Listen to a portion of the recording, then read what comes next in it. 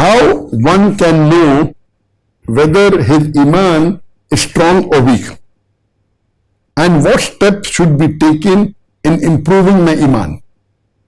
And if one who listens about the punishment of hellfire and not feeling afraid of it, but worries about other things, what is the strength of his Eemaan?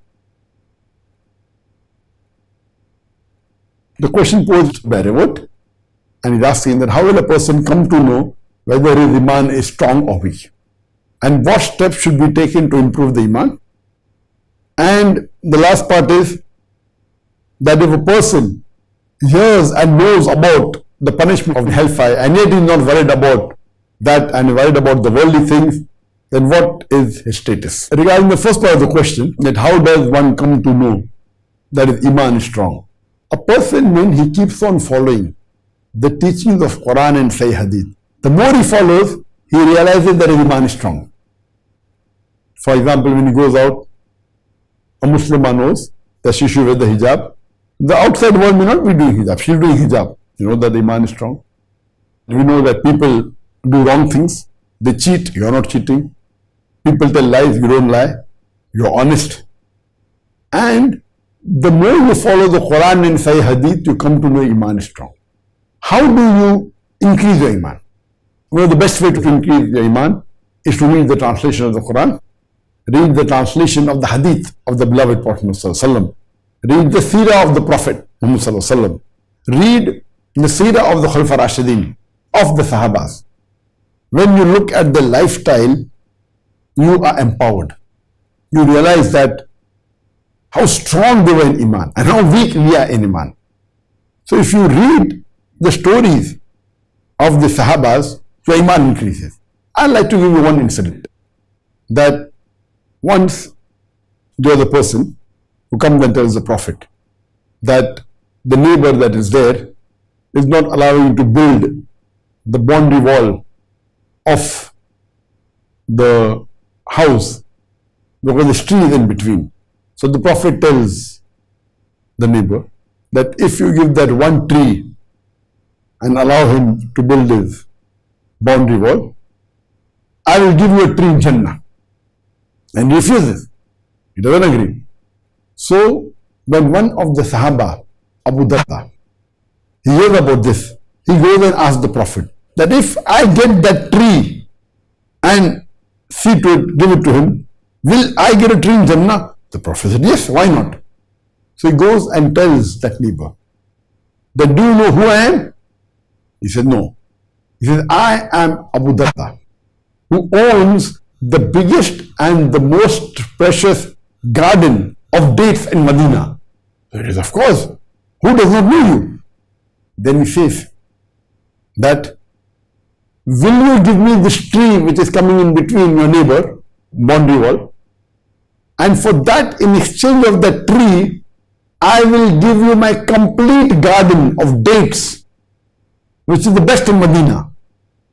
The man says, are you crazy? For my one tree, you will give me the full garden, which is the best in Medina? He says, yes. And the person agrees. Abu Darda comes back home and tells his wife that today I have done a great deal, an excellent deal. The wife asks, what did you do? So he narrates the story about that tree. And he tells his wife that I bought that tree, that we gave her the tree in Jannah in exchange for the full garden that we have in Medina. So the wife says, what excellent deal. In today's world, if suppose you have such a big garden and you want to buy the tree, today's wife will tell you, you're a fool. Why did you give the full garden? You would have given 25% of the garden, or you should have given 50% of the garden. And surely that man would have agreed. Even if you give 25% of the garden, you would have given that one tree. But look at the Eemaan. The wife says, what a deal. That means both of them, the husband and wife, they didn't want even an out of doubt that the person will refuse, because they wanted Jannah. And the hadith tells us that for the rest of the life, they lived a poor life. But they lived a very happy life because they know that the Prophet had promised them paradise. So if we hear the stories of the Sahabas, how they lived, how they sacrificed, how they helped each other, your Eemaan increases. And it gives us the feeling that what we are doing, nothing. Nothing. And we know that at the time of jihad, when the Prophet told the Sahabas that, what do you want to contribute? And Hazrat Umar, may Allah be pleased with him, comes and he gives the large wealth to the Prophet. And the Prophet asks him that, what have you left home? So he says, I have left half my wealth at home and half I am giving in charity for jihad. After that, later on, Hazrat Abu Bakr, may Allah be pleased with him, he comes and he gives his wealth to the Prophet. And the Prophet asks him, what have you left home? So he said, I have given all my wealth and I have left Allah and His Rasul at home to take care of us. Imagine what Eemaan. Imagine giving his complete wealth in the way of Allah subhanahu wa ta'ala. When we hear these stories, it increases our Eemaan. It makes us feel so small that we can't even contribute to the cause of Allah subhanahu wa ta'ala. We can't even give charity. If you read the lifestyle, the seerah of the Sahaba, of the Khulafa Rashidin, of the Prophets, we are nowhere. So if you read the story, your Eemaan increases. If you read the Quran, the translation, your Eemaan increases. And you come closer to Allah subhanahu wa ta'ala. Your ibadah increases. Your salah increases. Your sawm increases. Your fasting, your charity, your zakat. All these things, these are signs. And when we realize that Eemaan is increased, we have peace of mind. Wealth cannot buy peace of mind. When you have peace of mind, that mashallah, inshallah, we are following Allah and His Rasul. And inshallah, we will be raised in Jannah with Allah and His Rasul.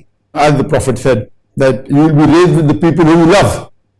So that time the Sahaba were so happy. They said, we may not be good in deeds, they were the best. After the Anbiyas, the people who are the most blessed and the closest to Allah subhanahu wa ta'ala are the Sahabas. Among the Sahaba, the Khulafa Rashidin, number one. Among the Khulafa Rashidin, Hazrat Abu Bakr, may Allah be pleased with him, he is number one. Then Hazrat Umar. If you hear these stories and read the lifestyle of the Prophet and the Sahabas, you will realize that we are living in air condition, we have all the facility, and yet we crib, yet we don't follow the Sunnah, yet we don't follow the things that we're supposed to do. And if you read how did the Ansar, the people of Medina, the Sahabas of Medina, helped the Sahabas, the Muhajir, who migrated from Makkah to Medina, and the stories, it's phenomenal. So the more you read the seerah of the Prophet, of the Sahabas, your Eemaan will increase, your practice will increase, and inshallah, your peace of mind will increase. And you are more secured that Allah will give you the best in this world as well as the Akhirah.